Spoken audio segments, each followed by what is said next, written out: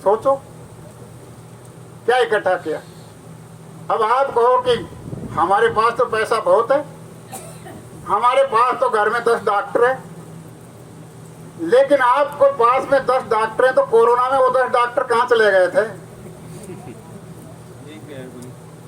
Corona जब आया तब वो डॉक्टर कहाँ चले गए थे?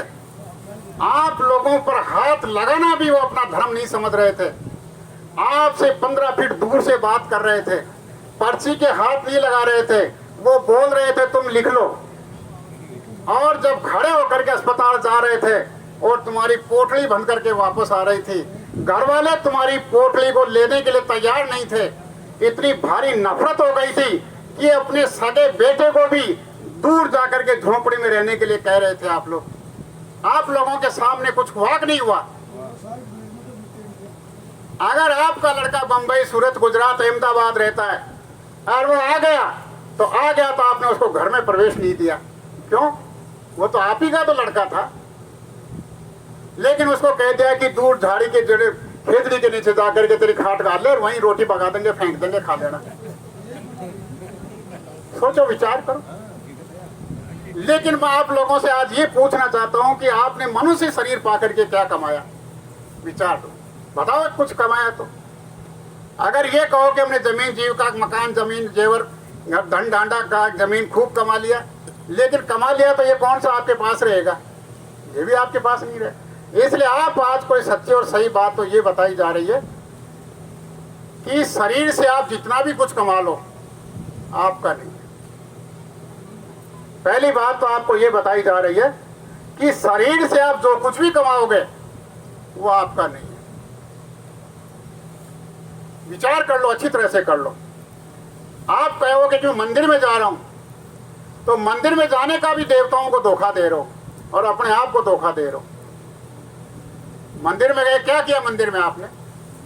मंदिर में जाकर के ये किया आपने कि मेरा बेईमानी मत उगल देना, मेरे पाप को मत बता देना। मैं तो केवल ये बताने के लिए आया हूं कि मेरी जो बात है उसको छुपाए रखना। अगर वो देवता आपको कह दे कि तू मिनख मार करके आया, तू कतली है, निकल जाए यहाँ से, तो क्या वो दूसरी बार मंदिर जाएगा? अगर मंदिर का देवता बोल जाए तो आप लोग दोबारा मंदिर में नहीं जाओगे। लेकिन वो मंदिर का देवता कुछ बोलता नहीं है, इसलिए आप मंदिर में जाते हो। लेकिन भले मंदिर में जाओ, लेकिन मंदिर में जो देवता बैठा है, वो देवता जो सच्चा बैठा है वो तो ऊपर है, लेकिन अपनी आस्था से, विश्वास से, भावना से कहीं भी बैठ करके किसी को भी पुकार करोगे तो आखिर वो आपकी मदद तो करेगा ही। लेकिन वो पुकार किससे करोगे? शरीर से। तो शरीर से पुकार करोगे तो आत्मा को क्या लाभ मिला? अब इसमें दो बात हो गई। ये यहाँ से लेकर के यहाँ तक का शरीर है। ये शरीर जिससे आप जो कुछ कर रहे हो, ये सारा का सारा जड़ है, जड़ है सारा। अब चेतन कैसे है? ये चेतन तो इसलिए है कि ये इसके अंदर जो आत्मा बैठी हुई है, ये आत्मा चेतन है। अब ये जो चेतन आत्मा है, जिसकी वजह से पूरा शरीर चेतन है, अब उसका तो आप ख्याल कर नहीं रहे, उसका तो आप ध्यान दे नहीं रहे कि मूल चीज क्या है। सड़क के ऊपर एक मेट काम करवाता है, मजदूरों से सड़क पर मिट्टी डलवाता है, उनके हाजिरी भरता है, उनका पेमेंट करता है। अब मजदूर क्या करते हैं कि उस मेट को ही मालिक समझ लेते हैं कि यही सब कुछ है।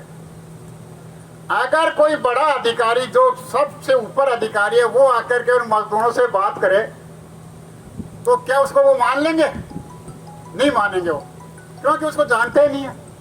जो सामने है वो तो उसी को देखा, उसी को मानेंगे। तो आज आप लोगों के सामने ये है कि ये जो शरीर है, इसमें जो चेतन जीवात्मा बैठी हुई है, इस चेतन जीवात्मा को जगाने की जरूरत है। इस चेतन जीवात्मा से जो भी आप लोग धन कमाओगे, जो भी आप लोग पूंजी कमाओगे, वो चेतन जीवात्मा के साथ रहेगी।